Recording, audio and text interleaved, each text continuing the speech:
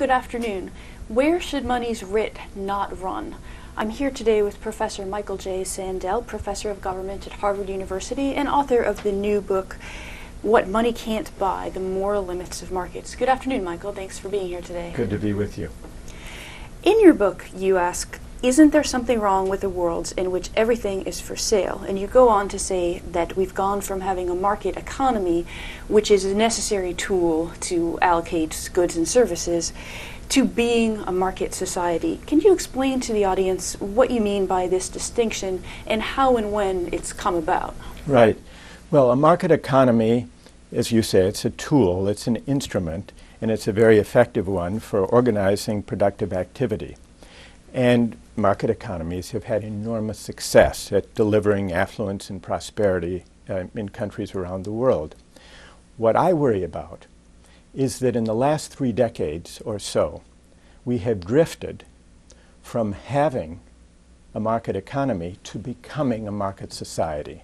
And by a market society, I mean a society where market relations and market values seep into spheres of life traditionally governed by non-market norms: family life, community life, personal relations, health, education, civic life.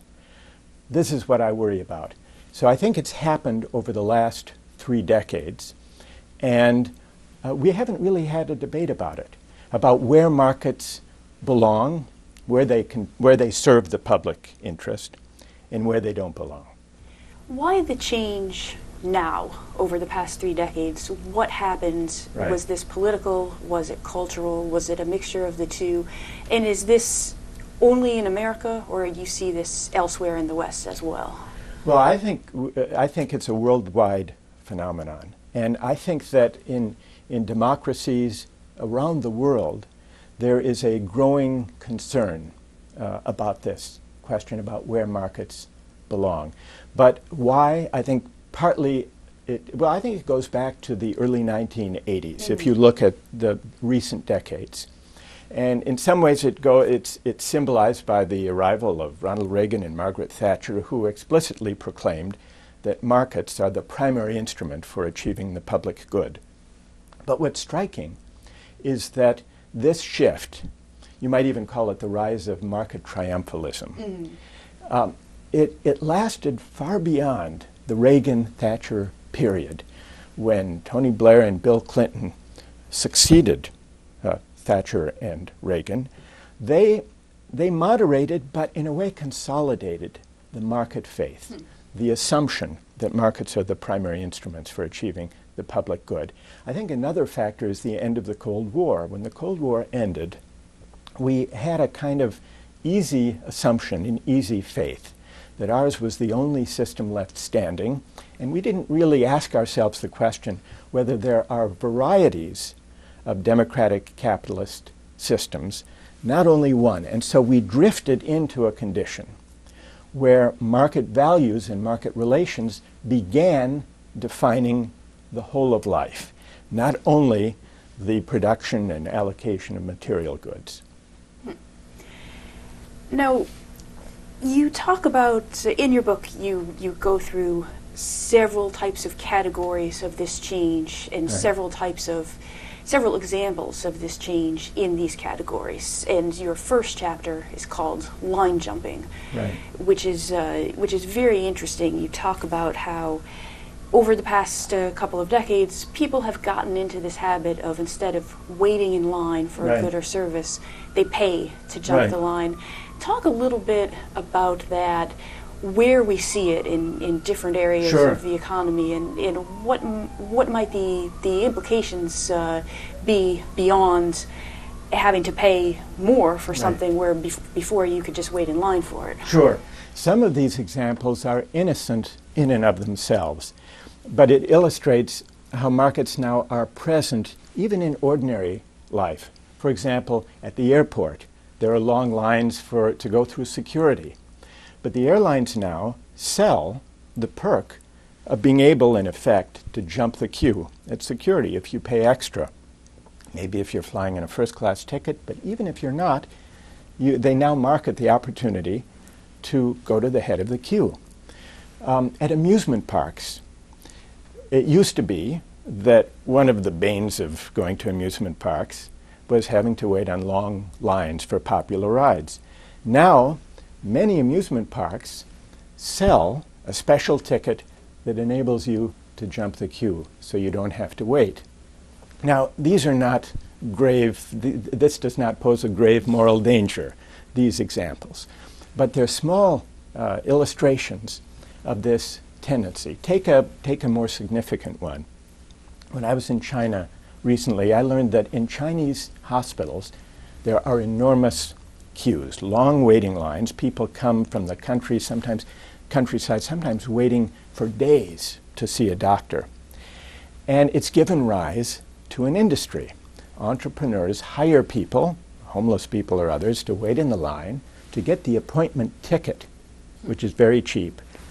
And then they sell those tickets. It's like ticket scalping outside a World Series game or a concert.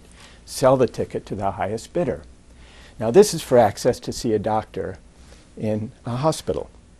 And so the question arises, when should the principle of the queue, first come, first served, govern?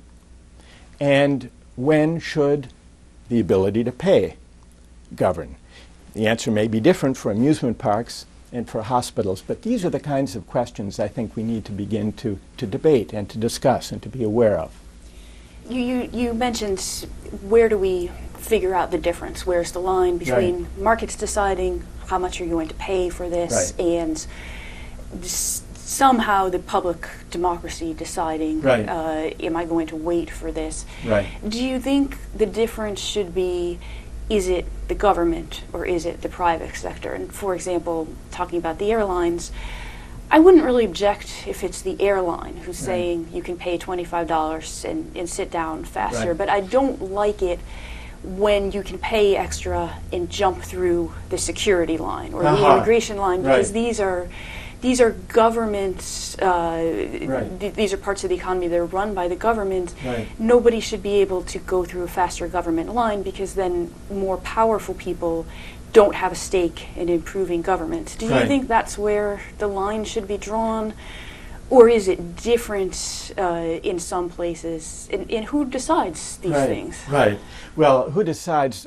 All of us do as citizens, ultimately. But I think you're right. Whether paying to jump the queue is objectionable will vary from one setting to the next. And it may have partly to do with whether it's a security line mandated by the government to combat terrorism, or whether it's just the chance to board the plane sooner so you get more space in the overhead luggage compartment. That may be a relevant difference. But take an example from the healthcare setting. I mentioned the queue jumping or the ticket scalping in the Beijing hospital. Increasingly, in many cities in the United States, more and more physicians are resorting to concierge or boutique medical practices, which essentially means they substantially cut their roster of patients. They take far fewer patients. They charge sometimes a quite substantial fee, can be $2,500 up to $25,000 a year. And they say, for that you will get appointments, same-day appointments when you call.